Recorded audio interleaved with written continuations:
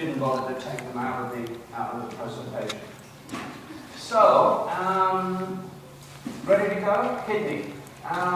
Some parts of kidney are a bit tricky. I'll give you a heads up when we get to the tricky bits. And other parts are fairly straightforward, like all of these topics. Tricky bits are not. So the kidney then. You think kidney, you think urine production. Yeah, well that's right. And the kidney has to do with excretion of waste products in urine.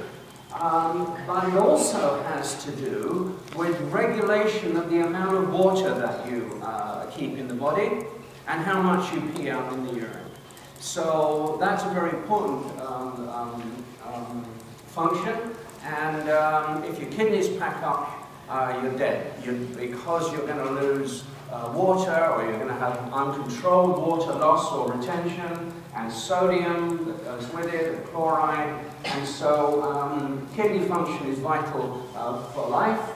And before we actually start to talk about the kidney itself, I want to just put this in context in terms of the body fluids, because a large amount of what we're going to talk about in kidney has to do with body fluids. So first 15 minutes, just introductory stuff on body fluids.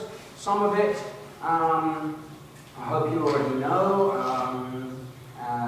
Anyway, I'll talk about it when we get there.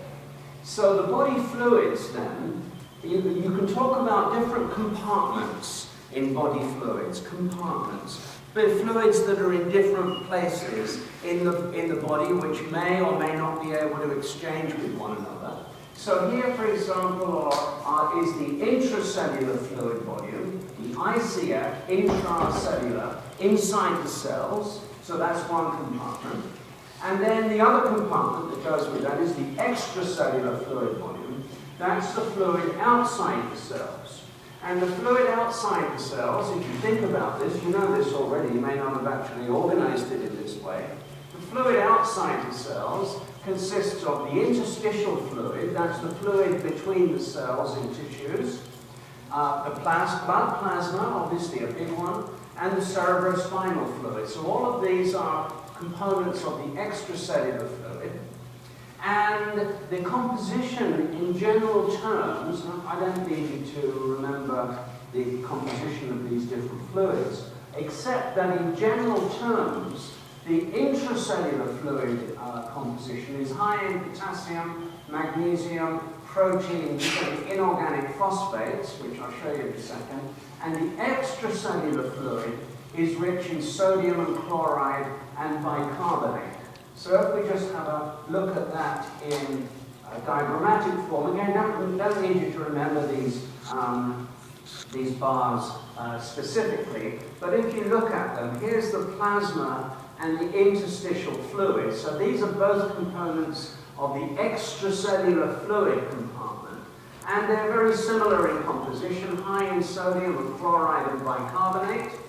The plasma also has protein anions, which are important osmotically, and we'll talk a little bit about that as well, and why that's important. But you can see the difference between the composition of these extracellular compartments and the intracellular fluid compartments. In this case, it's skeletal muscle, but anything would do, which is rich in potassium and phosphate and proteins as well. So a basic difference in the composition between the intracellular and extracellular fluids. But the important thing to remember about this is that although the compositions are quite different, their osmolarity is the same.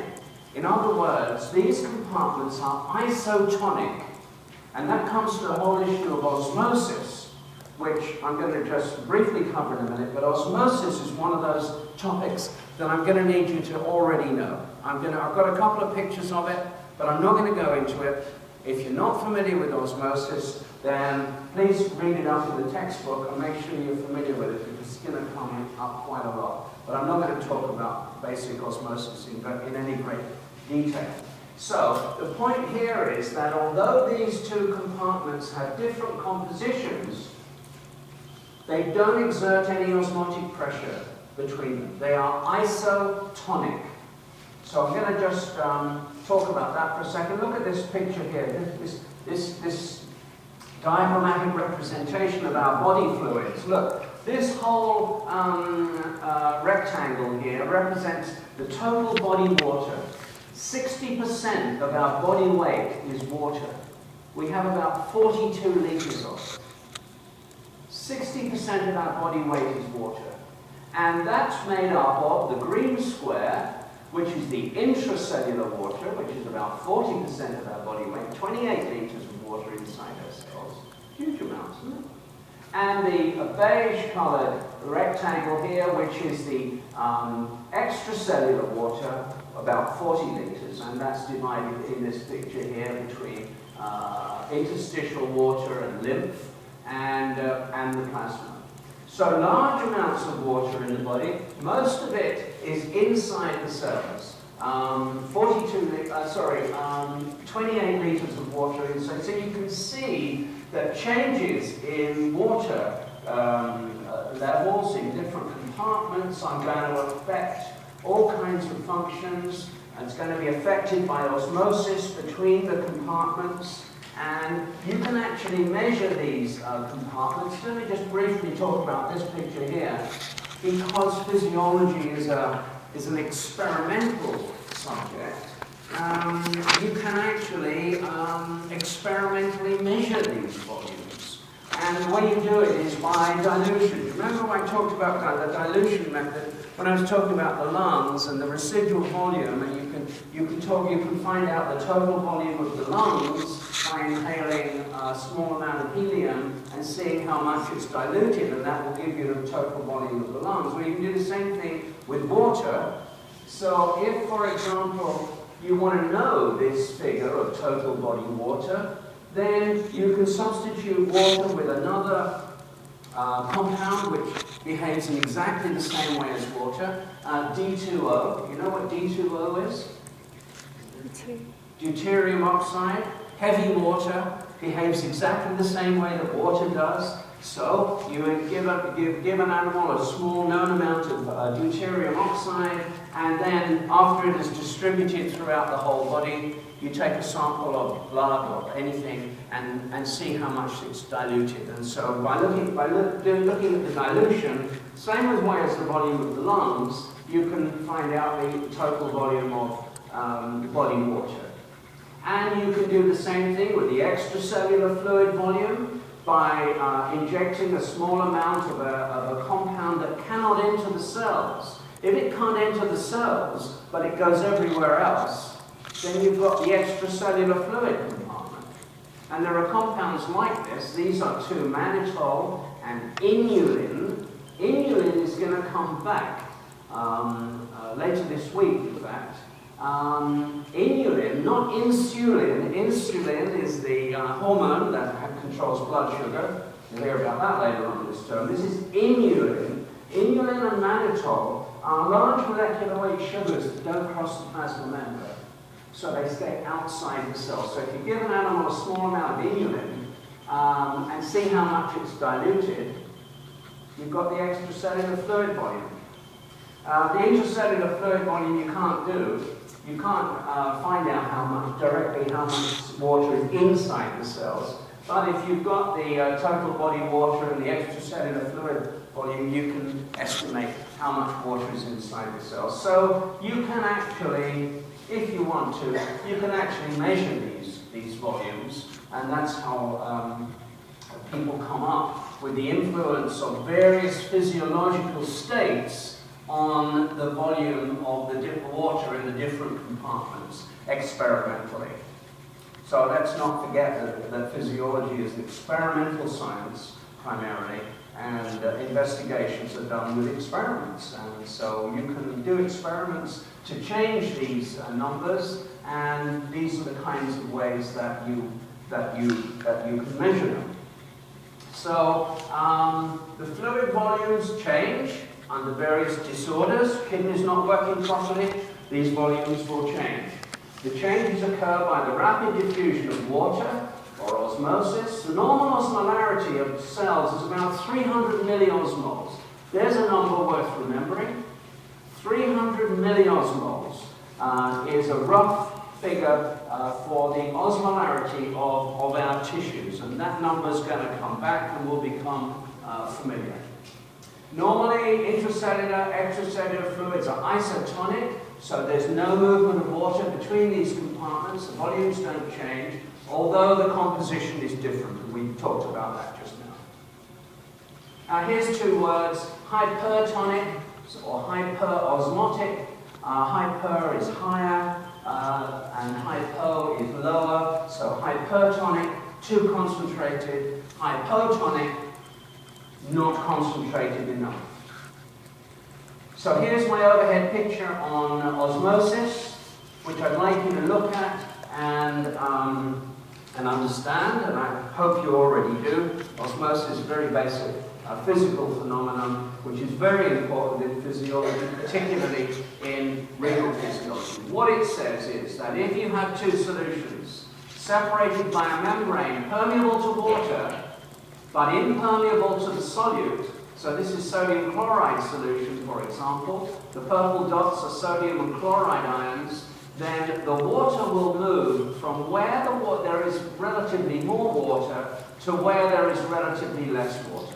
So this is hypertonic with respect to this, and in that situation where the solutions are separated by a semi-permeable membrane, permeable to water, but not to the ions, then the water will move from this side to this side, and the water will attempt to equalize the concentration, in quotes, of water. And so you end up with this situation. Osmosis moves water over this side. So this side then increases in volume. And because it increases in volume, it exerts a pressure across the membrane, which is a hydrostatic pressure, which is the osmotic pressure of a solution. So, so this is the situation with osmosis. And it turns out, for many practical purposes, that cell membranes and the compartments are separated by semi-permeable membranes. So this applies. And so if you have two different concentrations on each side of the membrane, then water is going to move. Very basic concept. Please make sure you understand this, because it's going to come back up. Is that okay? I know that I went through that quickly, but I need to do that, and you need to know it. Are you okay with that? A few nodding heads? Let me just show you this picture, because this explains why it's important. So here's a cell with an intracellular fluid concentration exerting an osmotic pressure of 300 milliosmoles. If you put it into another solution of 300 milliosmoles, that's fine. Water is not going to move. We call this solution isotonic with respect to the cell. If, however, you put the cell in a concentrated solution, then water is going to move from where there's more water to where there's less water. Water is going to leave the cell, and the cell is going to shrink. Unhappy cell. So this is called a hypertonic solution.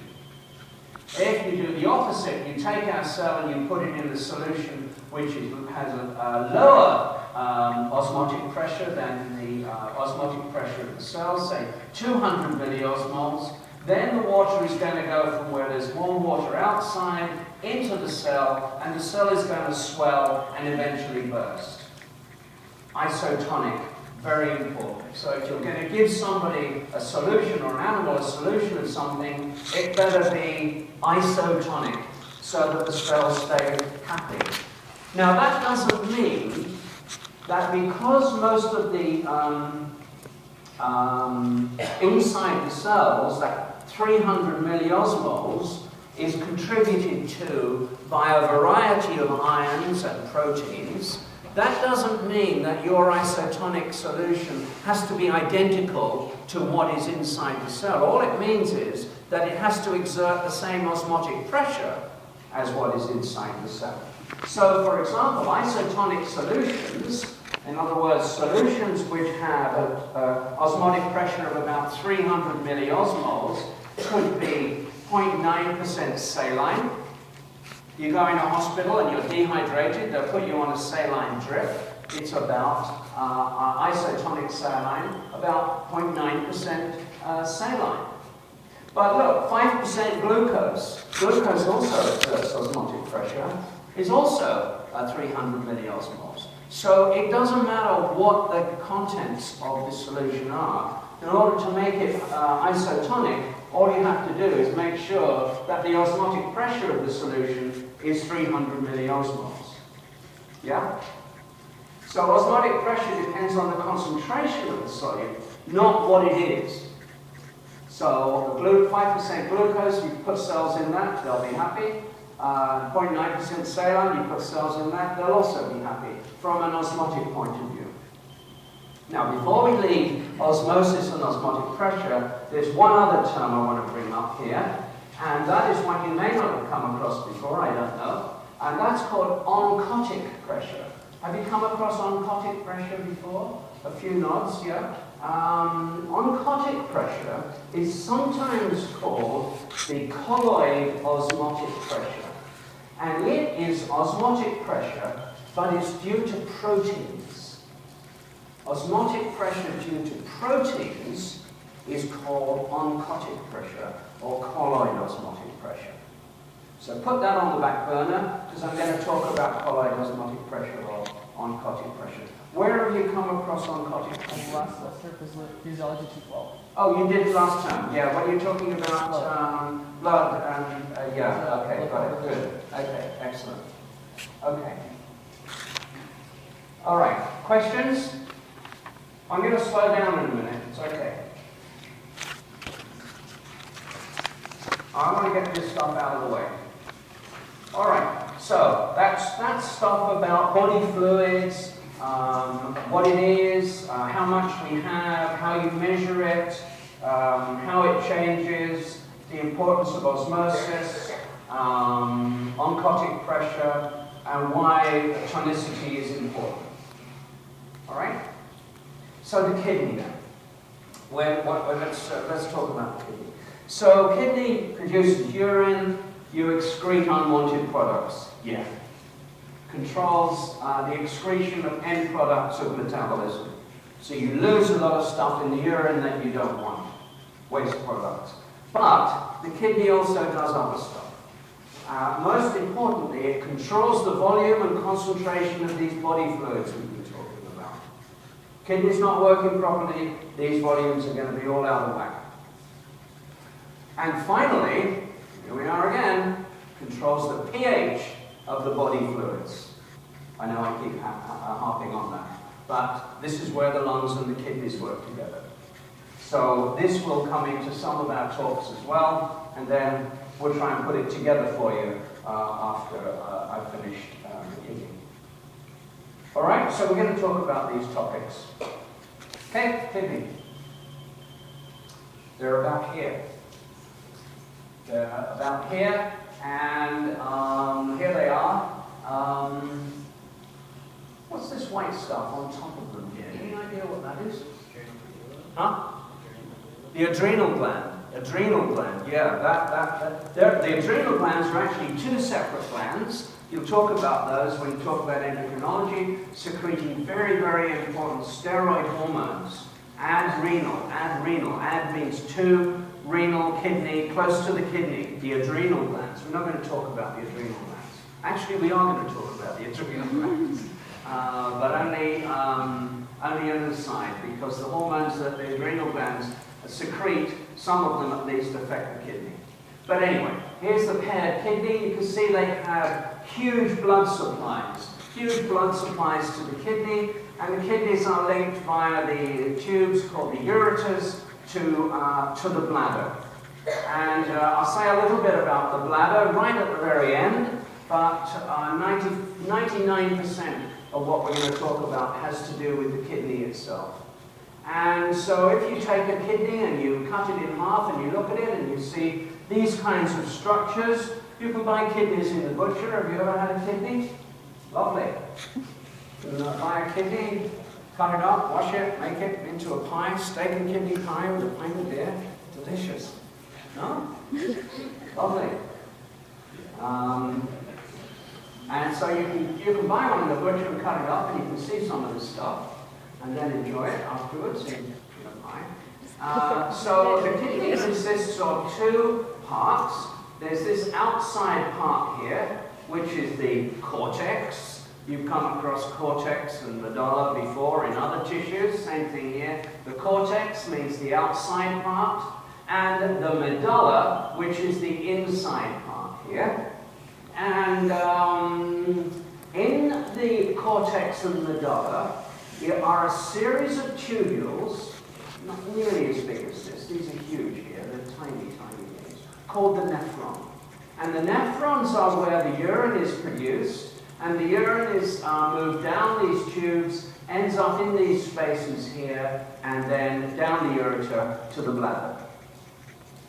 And 90% of our time over the next 2 weeks is going to be taken up talking about the nephron.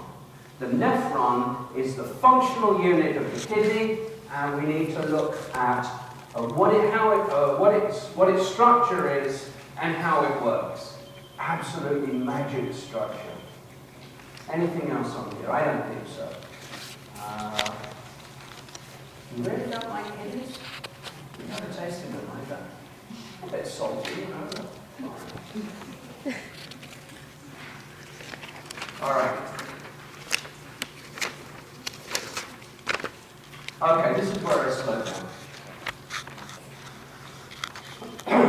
So each of our kidneys is made up primarily of masses of these tubules, millions of them. And this is what they look like.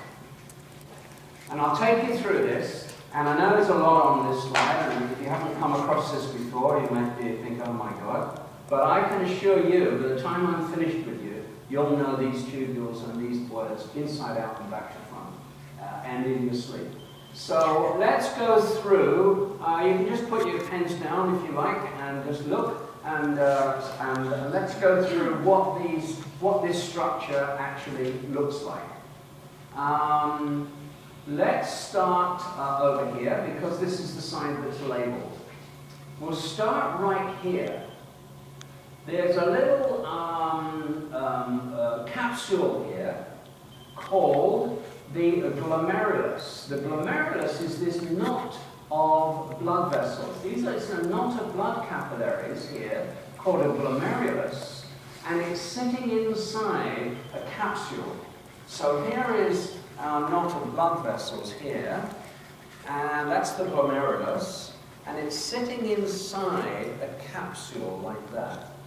And the capsule, called the Bowman's capsule, leads off down my arm to the tubules. So here is the blood capillaries, the glomerulus, and it's enclosed in the capsule, and the Bowman's capsule, which leads off down to the tubules. So there it is there.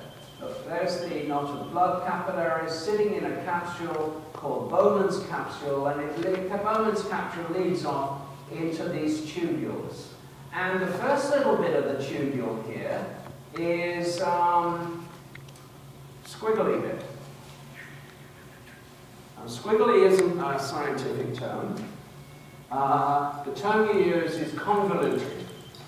And so this part of the tubule is called a convoluted tubule. Convoluted just means squiggly. And it's called proximal. Proximal means what? Close to. Right. So it's close to with respect to the glomerulus. So this is the squiggly tubule close to the glomerulus. It's really called the proximal convoluted tubule. And the proximal convoluted tubule leads to a straight part of the tubule which dives down into the medulla. I forgot to mention the yellow part is the cortex and the pink part is the medulla. And so then this convoluted tubule leads down the straight part into the medulla and then back up out again. And this part here, this loop, and this is really dumb because this is a good picture, but it doesn't give you the name of this loop, which is really important. It's called the loop of Henle, named after a French physiologist called Henle. does say is that there's, in the loop of Henle, there are straight tubules here, which are thick, and some are thin. Can you see? This is called the descending part, because it's descending into the medulla, and then it turns a sharp corner and comes back up, called the ascending limb. That labeled there, yeah, the thick ascending limb, you see it? And now we're coming back up, back out into the cortex, through another squiggly part, another convoluted tubule. This one's called the distal convoluted tubule. Distal, far from. So this is the convoluted tubule that's far from the glomerulus. And that then joins with tubules from other nephrons. You see there's another one coming in there, another one coming in here. They join together, and then they go back down into the medulla again. This is called the collecting duct. And part of it is in the cortex, and then part of it is in the medulla, and then it carries on with stuff joining up from other nephrons, and this goes out into the ureter. Wow. Should I go through that again quickly? The glomerulus with the knot of capillaries sitting in the Bowman's capsule, which leads into the proximal convoluted tubule in the cortex, which dives down into the medulla in the loop of Henle and back up again into the cortex to the distal convoluted tubule, which then joins with other distal convoluted tubules to form the collecting duct, which dives back down into the medulla and out into the ureter. Wow. Really complex. In the medulla, in the cortex, in the dichotomata, and there's a reason why it does this. And that's a large part of what we're going to talk about. Yeah, question? Those other connected branches of blood Here? Did you say those are from other nephrons? Yeah, they're from other nephrons, yeah. Yes, that's right. Mostly, in almost all of the pictures, all of the joining tubules will join up here. This one shows you some joining down the bottom as well. But they join at various places. Now, there's actually another one on this side, and it's exactly the same. Here's the glomerulus sitting in the capsule, proximal convoluted tubule. Here the loop of Henle, and this loop of Henle goes very deep into the medulla and then out again to the distal convoluted tubule, and then the collecting duct and back out again. So it starts in the cortex, goes to the medulla, goes back to the cortex, goes back to the medulla. Zigzags backwards and forwards, and there's a reason why it does this. These ones here have long loops of Henle. These ones here have shorter loops of Henle. These are called cortical nephrons. That will come up in a minute. Cortical nephrons. These are called juxtamedullary nephrons. Do you know what this prefix juxta means? Anybody? Sorry? Beside? Beside, yes, close to, yeah, exactly. So these are juxtamedullary. These ones have a loop of Henle which spends a lot of time in the medulla. Juxtamedullary. Most of our nephrons, most of them, are cortical like this. A small number, a relatively small number, are juxtamedullary. But the irony of that is that it's the juxtamedullary ones that are really the most important in terms of urine production. So I've got another picture where I'll summarize what I've said in a minute.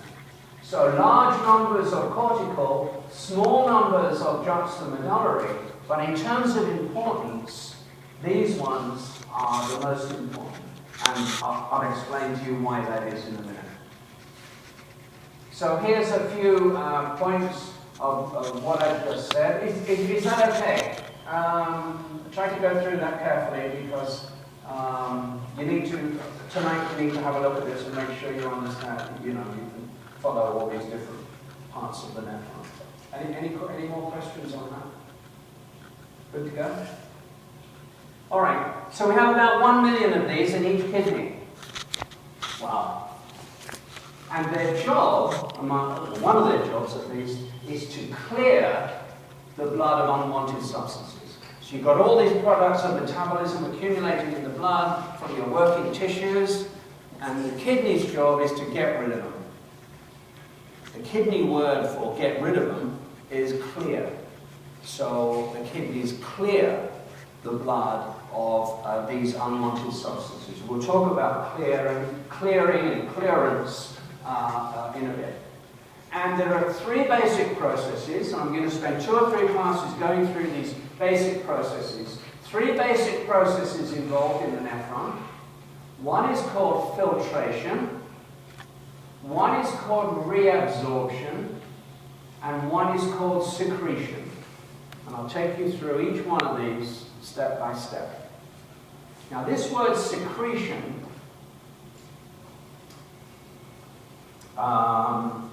is not cellular secretion.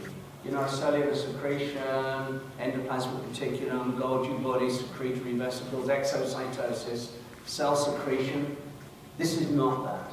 This is kidney secretion. We're in kidney speak here, and so secretion in the kidney has a very special meaning, which I'll explain to you in a minute.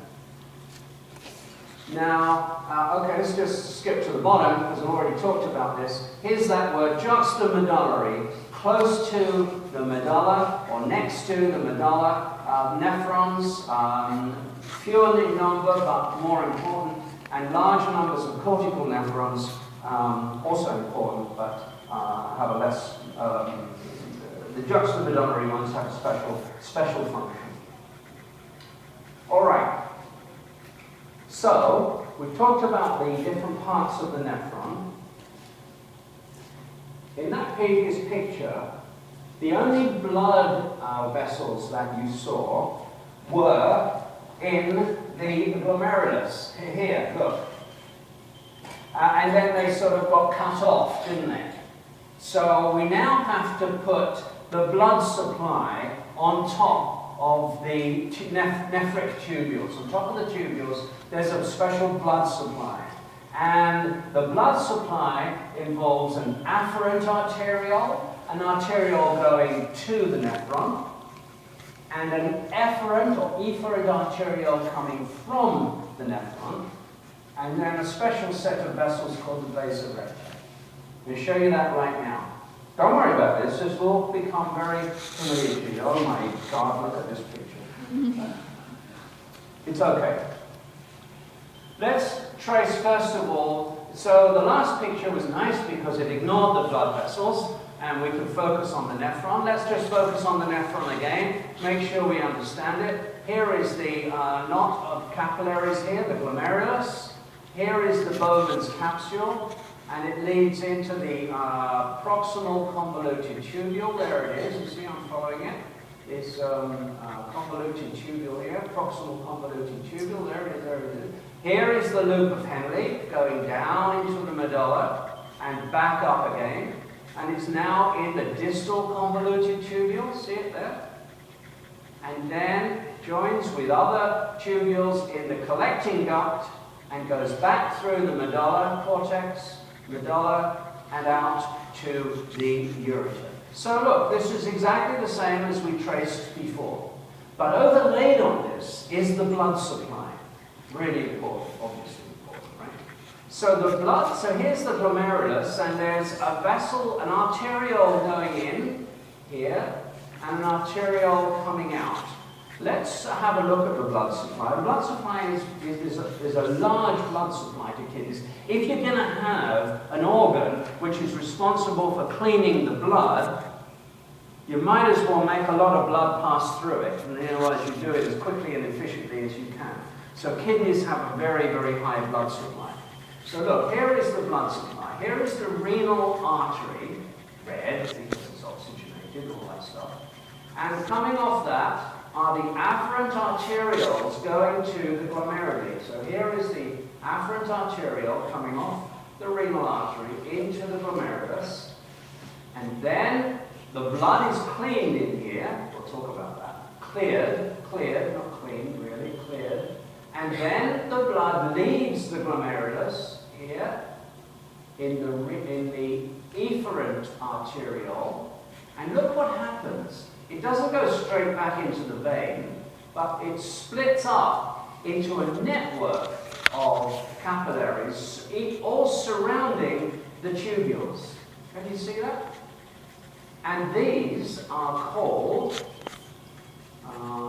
here they are, peritubular capillaries. That's easy.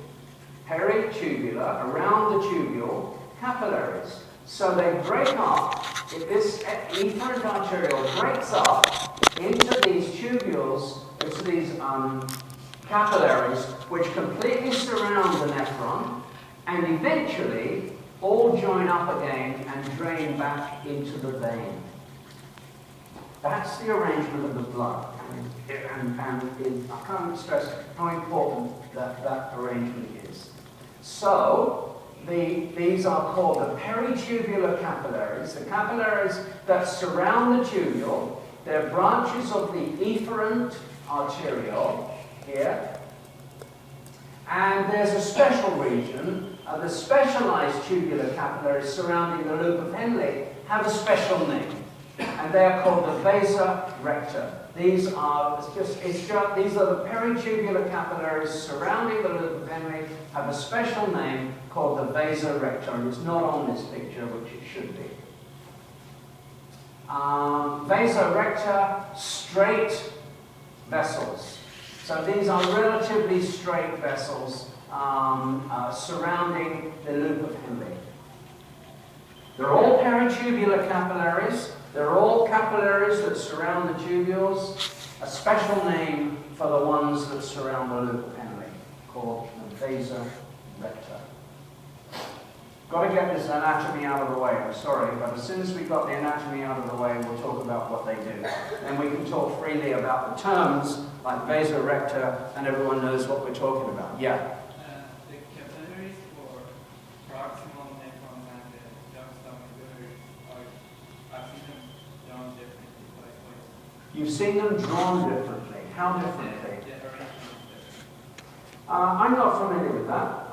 So tell me more about that. Okay, for the juxta medullary ones, in the ascending and descending tubules, there is usually one very capillary and the branches that go from one side to another, from ascending to descending. Okay. So we're going to come to the function of the vasa recta. The vasa recta have a special function associated with the special function of the loop of Henle. And so the loops of Henle that we're really concerned about are the ones that go deep into the medulla, the juxtamedullary ones. And so those loops of Henle have a very special function, and the vasa recta associated with them also have a special function. Now what you have to, I don't know what diagrams you're looking at, but as we talked about with the lung, you have to be careful in interpreting diagrams as opposed to the real thing. And I don't know what these pictures are, but in drawing pictures of the long loops of Henle, it's tempting to put the blood vessels in a diagrammatic form also. So I'm not sure that there's a great deal of difference in the anatomy, the real anatomy of the blood vessels here, of the cortical and the juxtamedullary. But the juxtamedullary ones who do have a special function. But the book I looked at, it explained that they were different, but it didn't explain why. Okay. Well, I don't know whether the anatomy is different. What you're saying is the anatomy is different. I'm not sure whether it is or not. Let's talk about the function, the physiology of these things. That's fine. No, that's good. That's good. But they do have a special function. So it might be related, that might be related to a special anatomy as well. Okay, peritubular capillaries, vasa recta, yeah. I'm sorry, I can't hear you. The blood from the distal tubule also drains into the vasa recta and out into the vein. From the proximal tubule and out of the distal tubule, they drain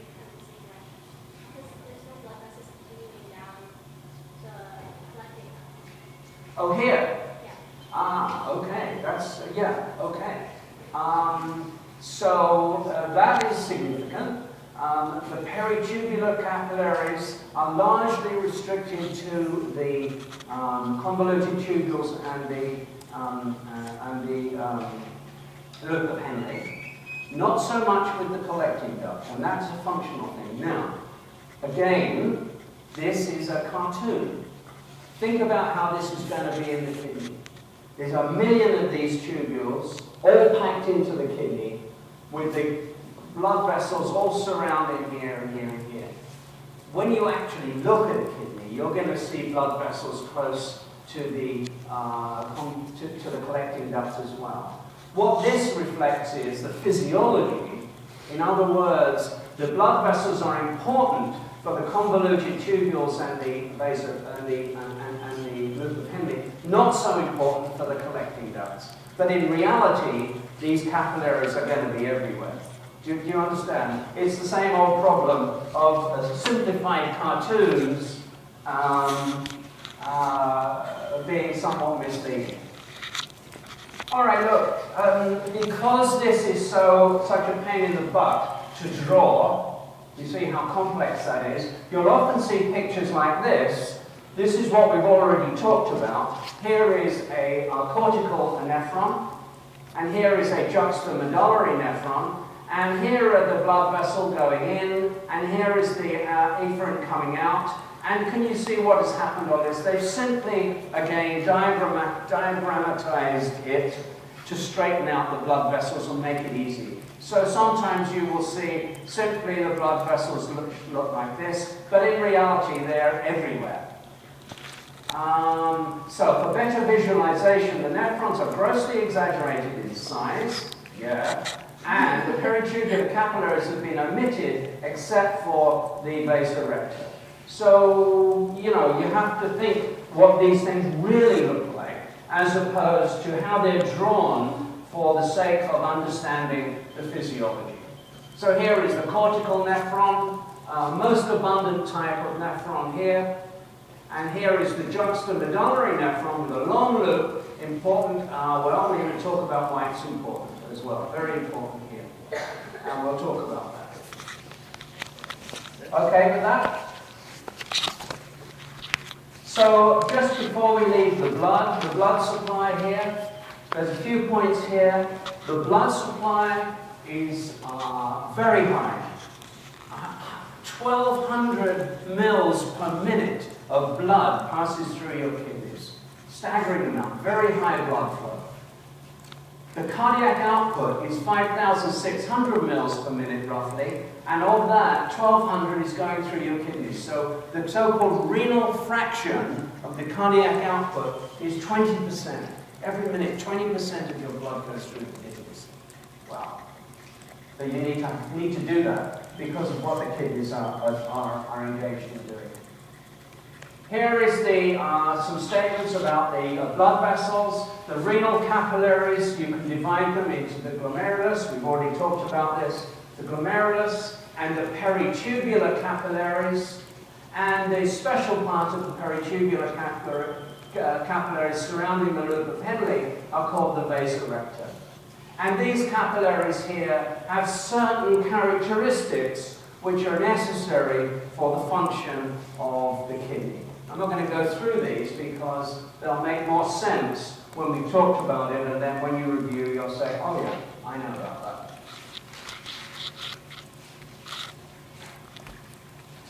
The last two pictures are an introduction to what we're going to start talking about next time. And I just want to get into your head what it is the kidney is all about. And it's based on this anatomy that I've been talking about for the last half an hour.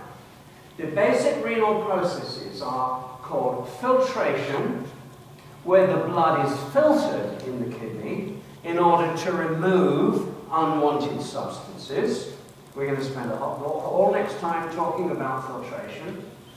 Another process called reabsorption, secretion, which I said is not the same as cellular secretion, and finally what's left over is excretion. That's just the end result. there are really three basic processes that we have to talk about in detail: filtration, reabsorption, and secretion. And this is what it is. You can put your pens down, because we're going to be talking about this for the next week. Just try and understand what the basic scheme of things is in the kidney. The yellow part here is the Bowman's capsule leading into the proximal convoluted tubule. Here is the blood coming into the capsule called the afferent arteriole. This is the glomerulus here. That's that knot of blood vessels.